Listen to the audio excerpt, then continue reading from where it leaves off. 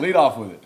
I don't know yet. I thought Jeremy and John both did a good job last evening for us, which was good. They've been repping in practice the last couple of weeks when Sean hadn't been practicing. We'll see probably more tonight and tomorrow, maybe where Sean is in the process, and try to make a call, at least on our end, earlier in the week so we can prepare the way we need to. But I wouldn't rule any of them out right now. How different is it this week with the classes, being able to, a lot more treatment time? Right. Those things. How much does that help, Sean? Yeah, it's good. It helps everybody. It takes the load off their minds of having to go to school. They can focus on the game, the one game. It does give more time for treatment and those kind of things too, like you said. So it gives you an opportunity to heal up best you can, which a lot of times guys find ways to do that when they're really hurt for a big game anyways.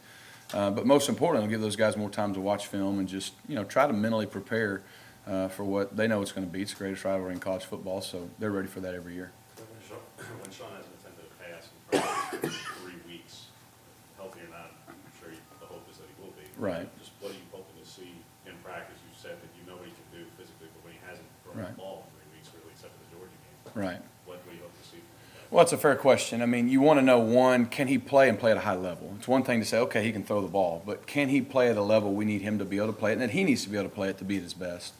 I think the second thing, he's got to be able to protect himself. And so, again, we're going to make the best decision for him, first of all, health-wise, and then second of all for our team. But just the truth is, with what our doctors tell us, it's almost day-to-day at this point with a lot of our guys, unfortunately. As many guys that we had out last night. It'll probably be, because we don't practice at all till tomorrow, so you got Monday, Tuesday, Wednesday, somewhere in that window for a lot of guys before we know who's available, and if so, what capacity are they available at. Does he need to be at a better level than what he was heading into Georgia? Heading into Georgia, I didn't feel bad about where he was because he'd come in the second half of the Vanderbilt game and performed fine. I think it was the fact that he got hurt on the opening drive, and we didn't really know to what extent at that time. I think that probably inhibited him. And I think, again, he'll tell you he wasn't at his best, but we dropped some balls. We did some other things. It wasn't like he threw 10 or 12 or whatever straight incompletions in the ground. But, again, if he's not healthy enough to give us a chance to win the game and protect himself, we won't put him out there. And if he is, then we will. And so that's just a decision we'll make here in the next couple of days. Is the same kind of situation with Butler? You're just waiting to see? Yeah, I think all those guys. We're optimistic. A lot of guys that didn't get to play, we're optimistic that a lot of them will be back. But, again, until we get out on the practice field predominantly tomorrow, being the first day we'll be out as a unit, probably Monday and Tuesday, because, their trainers tell us what they do with them. But until we can get out and see them do football moves, at football speed, it's sometimes hard to know. And there's that fine line because you got to know where they are so you can plan. But you also, if you know they can play, you want to let them get as healthy as they can get. But, a game like this heals people pretty quick. And how much was it positive to see Carion look a little bit quicker even last night than he had last couple of weeks? Yeah, it was good. I think Carion was the first to say that he told me, I think on Thursday, he said, hey, I'm like 90-95%. I'm getting close. He said, I'm feeling a lot better now. It's because he wanted to play. But, there were still a couple times you can tell he's not full go because I think that first third down, he'd probably scored a touchdown if he was. But I don't think he was any worse for playing, and I think he did some good things. And, so I feel good knowing that we'll have him. So. Rick, can you talk about the second offense? They really played well the third quarter. They really did. And, that's what we were hoping. We get to play a lot of those guys in meaningful time. And, I think our second O-line did a really good job. Guys like Marquell Harrell came in and did a really nice job. You had seniors like Deion Mix or junior, but senior like Xavier Dampier. They came in and did a solid job. And then, Tyler Carr, who's been playing a lot of guard, even played some right tackle and was really pleased with how he did. So those guys up front did a really nice job. Obviously, Cameron Martin played very well. I was happy to see that. We felt good and confident that he could do that. And so that was good as well. Did Tyler move over there because Tager wasn't in? Yeah, I think Tager got dinged up a little bit during the game, and so that's why we did that.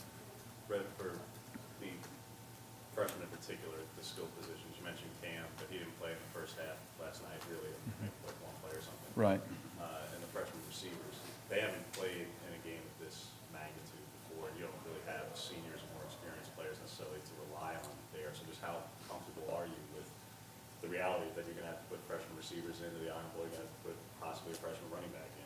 I feel pretty good about it, and I think for a couple of reasons. One, they've played a whole season at this point. So they're not really freshmen, and they've been in some good environments. Obviously it's the Iron Bowl. Everybody knows that, and until you've been to one of those, you don't really get it, okay? And but they're kids. They're 18 to 22-year-old kids. And sometimes what you don't know is almost better than what you do. And they're going to go out there. I know those guys. I just know their mentality. They're confident in themselves. They believe in what their coaches are coaching them to do. And they're going to go out and play as hard as they can. And are they going to be perfect? I don't know. Probably not.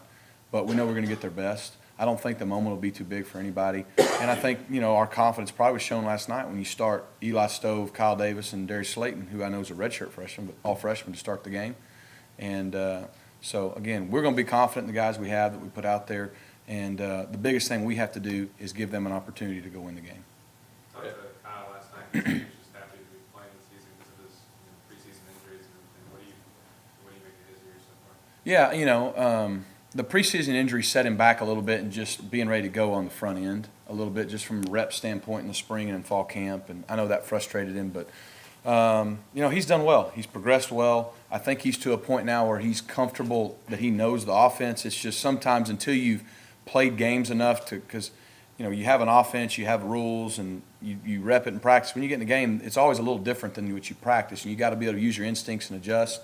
And the only way you can ever get better at that is game reps. And so it was good for him to get a lot of game reps last night even. It doesn't matter who you're playing or what you're doing, just playing the game, you get better each week. And one thing he does most of the time is catch the football, and that's always the number one trait of a receiver. So that's why we got confidence to keep putting him out there. With Cam Martin, did his development get accelerated because of the injury situation you had at that position, or was it kind of at the level you wanted it to be at all year? I don't know about his development, probably his opportunities. Okay. Because you look at the Mississippi State game, and he caught a wheel route, and he had a nice run. I mean, when KJ got dinged up. And so, when you have a healthy Carion Johnson, you have a healthy Cameron Petway, and they were running the way they do, it's hard to play more than two guys a lot. And so it wasn't necessarily that we didn't believe in him or his development wasn't quite where it needed to be.